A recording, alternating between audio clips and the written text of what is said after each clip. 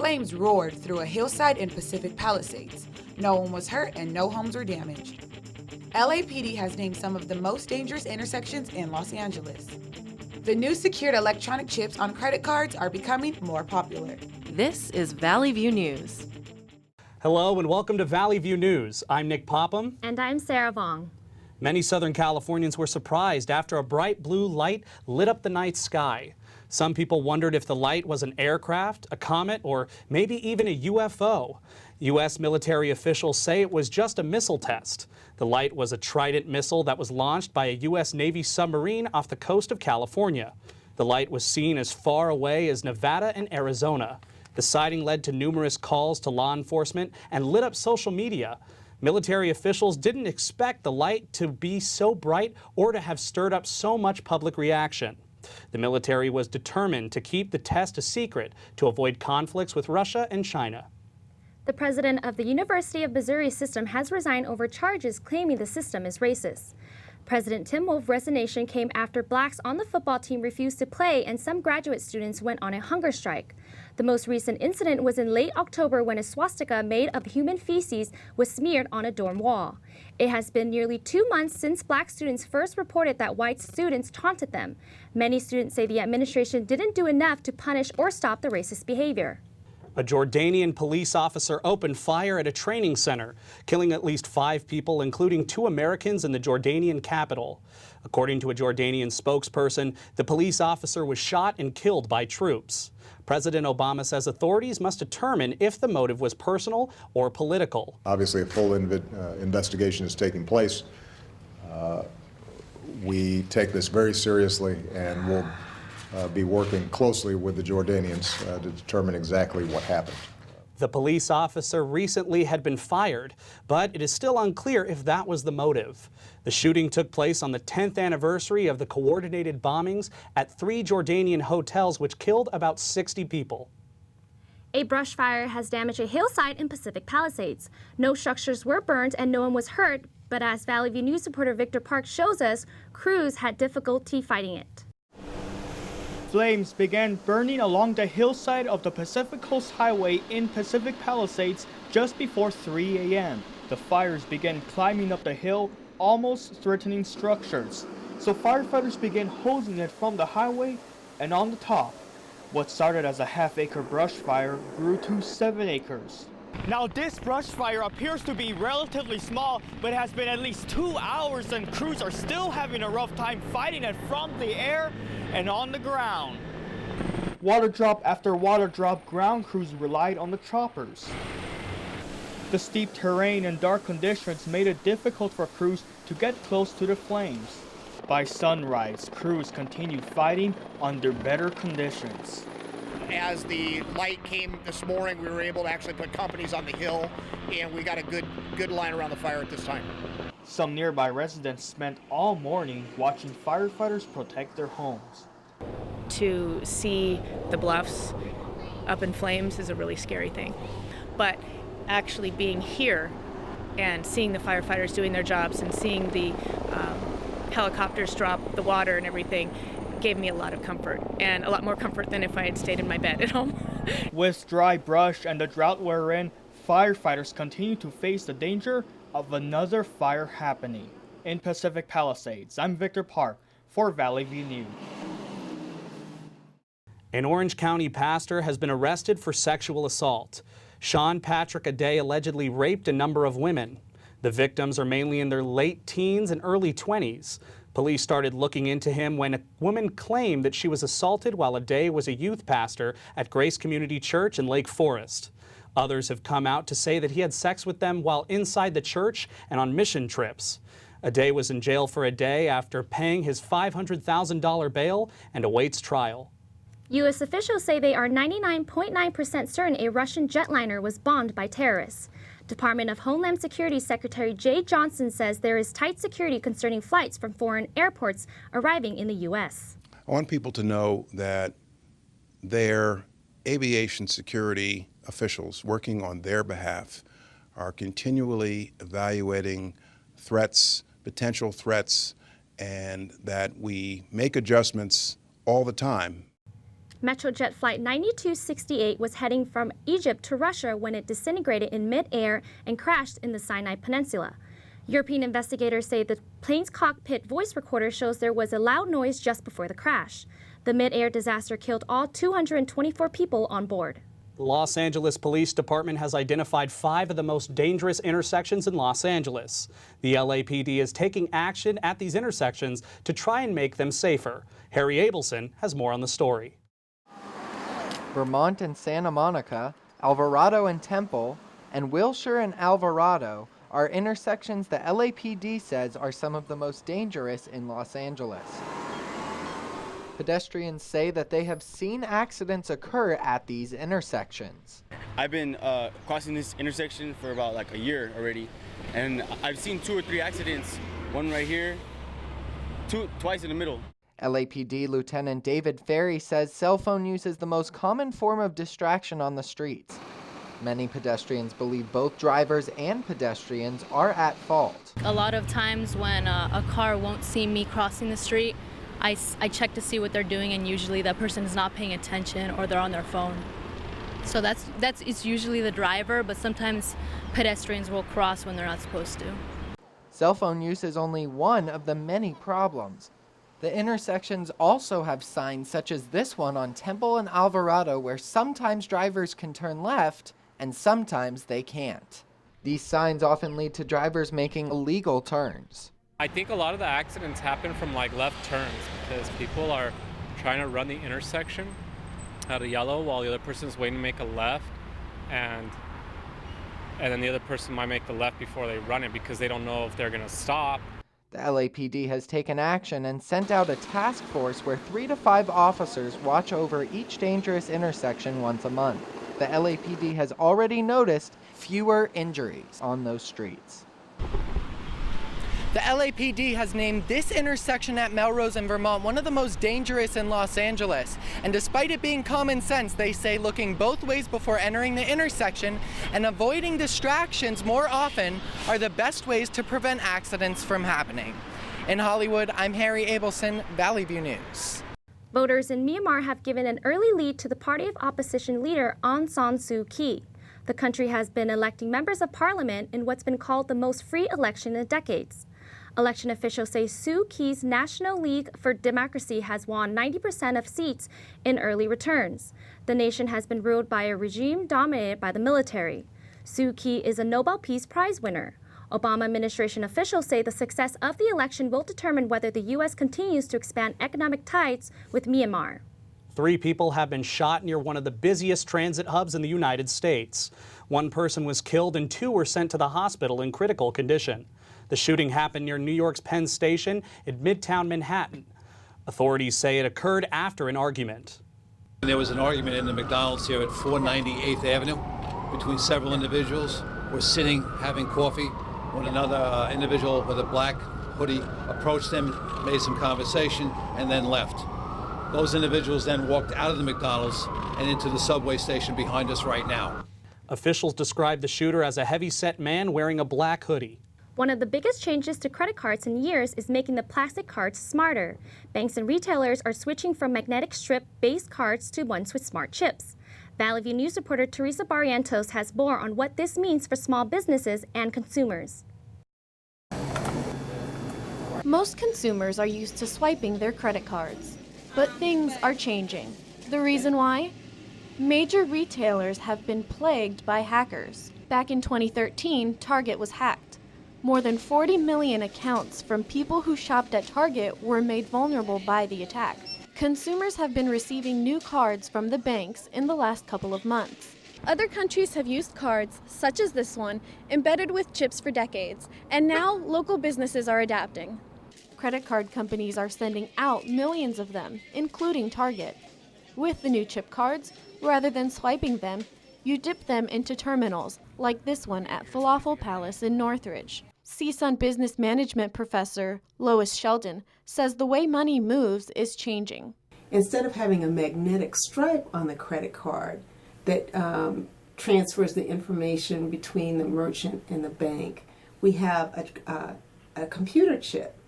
And so that reduces fraud because the information is immediately encrypted.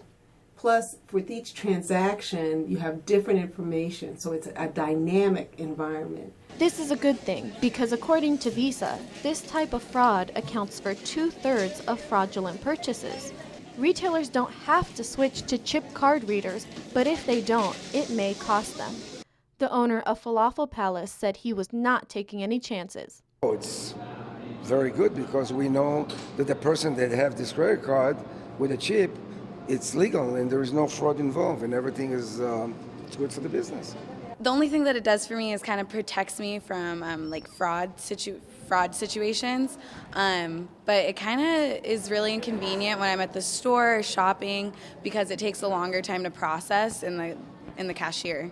For consumers, the only thing that really changes is having to insert the cards instead of swiping. In Los Angeles, Teresa Barrientos, Valley View News. The ground caved in at an IHOP parking lot in Mississippi, swallowing at least 15 cars. No injuries were reported. The sinkhole is about 50 feet wide and more than 600 feet long. NBC reports witnesses heard loud booms before the ground collapsed. Electricity went out in the surrounding area and the restaurant. The IHOP is in Meridian near the Alabama border and had just opened in the last few weeks. Some coffee lovers are upset with Starbucks over changes the company has made for the holidays. They announced their seasonal red cups will no longer feature reindeer or ornaments. The coffee chain says it wants to welcome all holidays, not just Christmas. Some have started a movement with the Merry Christmas Starbucks hashtag to show their support for the Christian holiday. Those upset over the changes have even accused Starbucks of hating Jesus. But the coffee chain says it will continue to welcome all customers of all backgrounds and religions to its stores. People throughout California are being told to use less water because of the drought. Switching from grass to artificial turf is becoming more common among homeowners. But Valley View News reporter Maria Cartaya says people have mixed opinions on whether this fake grass is such a good idea. Green natural grass is starting to be replaced by artificial turf. Artificial turf or fake grass is becoming more popular since the drought in California. Governor Jerry Brown signed a bill that prevents cities from banning this turf. However, the director of communications in the city of Glendale, Tom Lawrence, says there are still restrictions on the use of artificial turf. In Glendale, we allow turf, but it's only in their backyards or site setbacks. We have it on football fields and our playgrounds. Everywhere else, we only have one restriction, and that is you can't have it in your front setback. A lot of it had to do with aesthetics and the appearance of the property. Glendale's a beautiful community and would like to remain a beautiful community. Even though more people are installing fake grass on their lawns, there are others who say that artificial turf is not the best solution. Some of my neighbors have it. I don't really like it. I think it looks weird. I would rather have just brown grass or stone or something else than fake green grass. Plus, I'm not sure how it's made or where they make it from, so that's a big question. Other alternatives are the use of drought-tolerant plants or natural stones. City officials in Glendale are still working on setting guidelines for installing artificial turf in front yards. As of right now, they recommend homeowners only use this fake grass on backyards like this one, at least until they make their final decision in the City Council meeting in December. In Glendale, Maria Cartaya, Valley View News. A 4-year-old boy shot himself in a Kroger supermarket parking lot in Detroit. Reports say the boy found a 9mm handgun inside his parents' car while they were loading groceries in the trunk. Police say the child shot himself in the torso. A witness said it looked like the child was crying and talking as he was put into the ambulance. People are complaining about a trash dump near a Huntington Beach elementary school. They say the odor is causing problems for children who go to school across the street from the dump. Valley View News reporter Serena Sandoval has the story. Karen Avina says she has to deal with the smell that blows into her school from across the street. Last time I went home, because I was throwing up, I smell it every day because it's like right across the street where I go to school. Rainbow Environmental Services operates the dump Stinking Up Oakview Elementary in Huntington Beach. Oakview School is a special place. It's really the heart of this community. The problem is it's 50 feet from an open garbage dump. The school is suing to shut down the company that is sending dozens of kids home sick. Some people say dust from the dump is creating a whole set of other health issues. There's concrete crushing going on over there. And you know, concrete is a carcinogen. Concrete has terrible chemicals in it that could cause cancer, that aggravates our students' asthma and bronchitis, and it's literally blowing. I can see it blowing right now. The problem has been going on for years and is finally being addressed. Our school district is behind us. They support getting this cleaned up so that we do not have to be so impacted by being 50 feet across the street from a dump. Regulators slapped Rainbow for 4 violations, 2 for the odor alone. I want them to put something that way the smell doesn't come to us. Behind this green wall is a mountain of trash. When trying to reach Rainbow Services, they had no comment, but some say that it might take 2 years to get the smell under control. In Huntington Beach, Serena Sandoval, Valley View News. Southern California is home to many mountain ranges, including one that's a national monument. Valley View News reporter Nick Popham reports critics say the monument isn't big enough. The San Gabriel Mountains, a range that goes as far west as the 5 freeway at Newhall Pass to as far east as the 15 freeway in San Bernardino. Earlier last year, President Obama made the San Gabriels a national monument. This means that the Federal Parks Department would now preserve most of the land. But Mr. Obama left out half of the more than 600,000 acres that make up the range.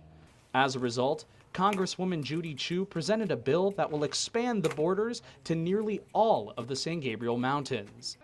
Altadena, California resident Dwight Equitz says the monument needs to come farther west.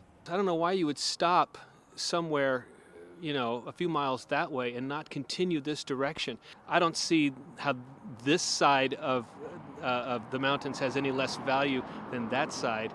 Places like Altadena's Eaton Canyon provide Southern Californians with outdoor recreation that needs federal preservation. Things like rotting metal and pipes line the walls of the trails, making it dangerous for people wanting to explore the outdoors. Equitz went on to say people aren't the only ones that enjoy the area. I mean, just a few hundred feet from where I'm standing right now, people see mountain lion and fox, and it's a very busy place. The proposal would add thousands of new acres into the existing San Gabriel Mountains National Monument, meaning that the federal government would have to help preserve all this land in the San Gabriel Valley. In Altadena, Nick Popham, Valley View News. Cal State Northridge students are celebrating Veterans Week, not just Veterans Day. Valley View News reporter Serena Sandoval reports from our Studio B. Thank you. I'm sitting with Jimmy Guevara, president of the Sigma Tau Alpha, which is a co-ed veteran fraternity. So my first question is, how is the fraternity involved with the Veterans Center?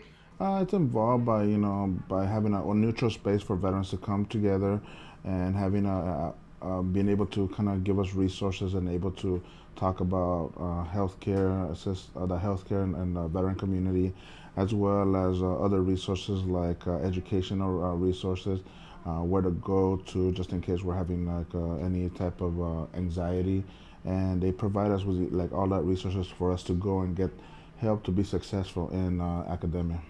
Now, is this only open to the public, only open to students, or?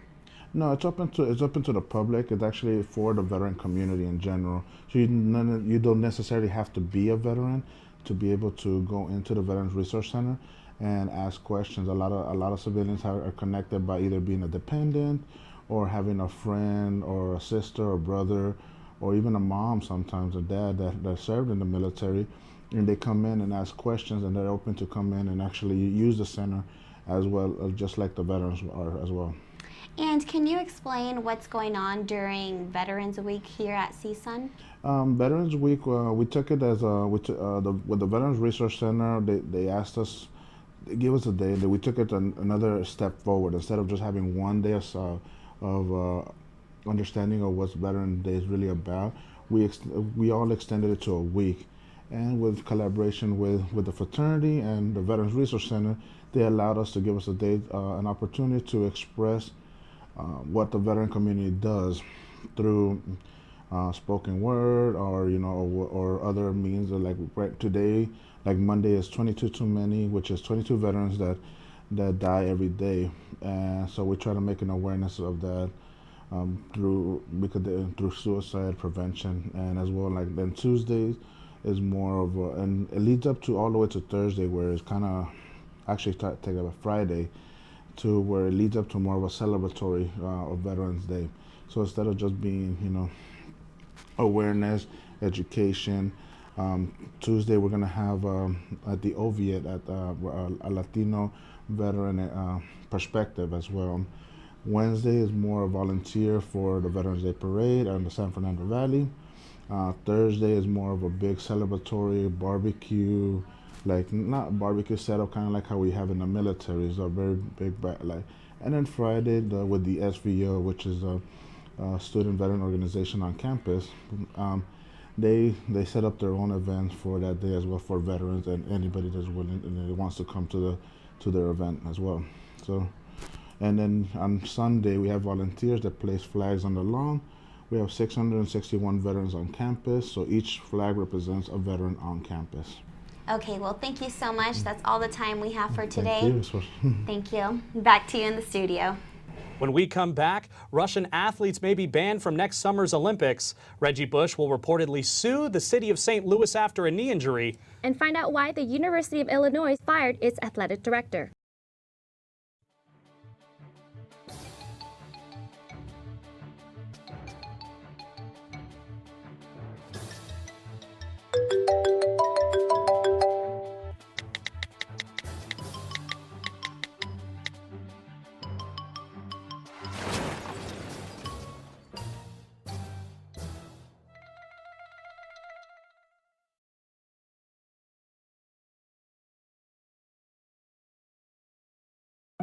They told me a bottle couldn't dream. That I would never become a superhero.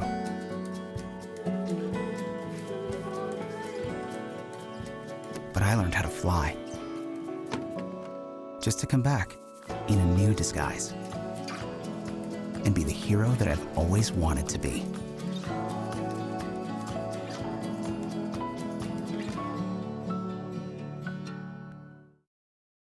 And here's Noemi Barajas with the latest in sports. So Russian track and field athletes might be banned from the 2016 Olympics? That's right, Sarah. International investigators are recommending that Russian athletes be banned from next summer's Olympics. A commission of the World Anti-Doping Agency detailed how Russian athletes were allegedly tipped off about upcoming drug tests that violates rules that tests must be unannounced. Investigators allege the Russian government helped athletes avoid the tests. The report was based on a 10-month investigation. Dallas Cowboys defensive end Greg Hardy is being criticized for playing during their last game against the Philadelphia Eagles. Photos had just been released showing injuries Hardy allegedly inflicted on his ex-girlfriend. The photos show Nicole Holder's bruised back and neck. Hardy was arrested and charged last year with attacking Holder. The charges were dismissed after she failed to appear at the jury trial. Hardy refused to speak to the media about the photos. NFL Commissioner Roger Goodell has yet to publicly respond to the pictures. The University of Illinois has fired its athletic director for allegedly mistreating football players and women's basketball players. A report found no wrongdoing by Mike Thomas, but he was fired without any public explanation. Thomas will be paid $2.5 million to buy out his contract. Bill Kubik continues to lead the football team as an interim coach. San Francisco 49ers running back Reggie Bush plans to sue the city of St. Louis. Bush injured his knee when he slipped on concrete near the edge of the player's bench. Bush had been slowing down after a punt return when he fell and slid into a wall. NFL officials say Bush will be out for the rest of the season. Some say it could be a career-ending injury. The league says it's working with St. Louis management to reconstruct the concrete that apparently tripped up Bush. Denver Broncos cornerback Aqib Talib has been suspended for 1 game. The NFL suspended Talib for unnecessary roughness late in the fourth quarter of the game against the Indianapolis Colts. Talib pulled Colts tight end Dwayne Allen in the right eye. Talib says he didn't do it on purpose, but says the NFL has a right to discipline him. Allen thought it was an intentional act. Talib says he regrets his heat-of-the-moment decision because he let it get out of hand. Broncos coach Gary Kubiak told ESPN he spoke with Talib and says he is convinced it was an accident. The Broncos ended up losing 24-27. That's all we have for sports. That could be an interesting lawsuit Reggie Bush has filed. Now back to you. Thanks, Noemi. When we come back, Donald Trump has given Saturday Night Live a rating boost. John Lennon's guitar was sold for $2.4 million at an auction. And find out what Gwen Stefani's soon-to-be ex-husband is saying about her new relationship with Blake Shelton.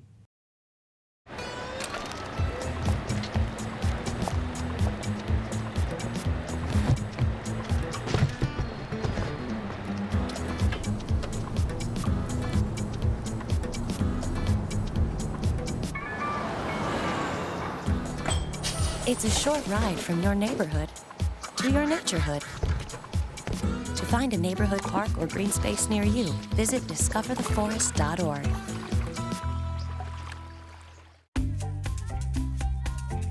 Look at these boots. Man, those are nice. You should buy them. Half the price of the real thing. Do you want them?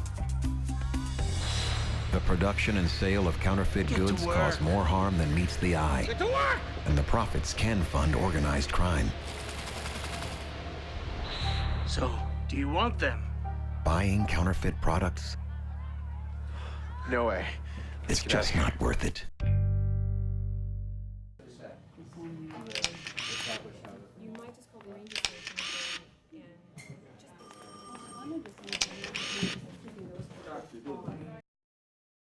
And here's Ashton Smith with the latest in entertainment. Ashton, who's among Time Magazine's most influential teens? Well, Nick, Time Magazine has listed President Obama's daughter, Malia, as one of the most influential teens in the nation. 19-year-old Nickelodeon star Zendaya Coleman was also listed, so is the Hunger Games star Amanda Stenberg. Donald Trump hosted Saturday Night Live and earned the show its highest ratings in the last 3 years. NBC says more viewers watched the Republican presidential candidate than watched the show's season premiere. The actual number of SNL viewers will be available later, but experts say Trump's episode could have drawn 10 million viewers. This was the second time Trump hosted the late-night series. His first appearance was in 2004. Gwen Stefani and Blake Shelton have finally gone public as a couple. Stefani's ex, Gavin Rossdale, is allegedly suspicious of the timing of their relationship. A source close to the ex-couple says Rossdale feared the Voice judges may have become more than friends during his marriage with Stefani. Shelton filed for divorce from Miranda Lambert on July 20th. Stefani split from Rossdale less than a month later. Rossdale says the two kept their affair a secret due to fear of escalated court disputes at the time of the divorce. One of the most famous guitars in rock and roll history has been sold at auction for $2.4 million. It was the guitar John Lennon used for the Beatles' hit songs Love Me Do and I Want to Hold Your Hand. It was also the most expensive rock and roll item ever sold. The guitar was auctioned at Julian's Live auction block. The buyer remained anonymous. The guitar had been reported stolen in the late 1960s and was recovered 40 years later. That's it for entertainment. One guitar, nearly $2.5 million. $2.5 million. Wish I had the money for that. Well, thank you for watching Valley View News. I'm Nick Popham. And I'm Sarah Vong. Have a great day.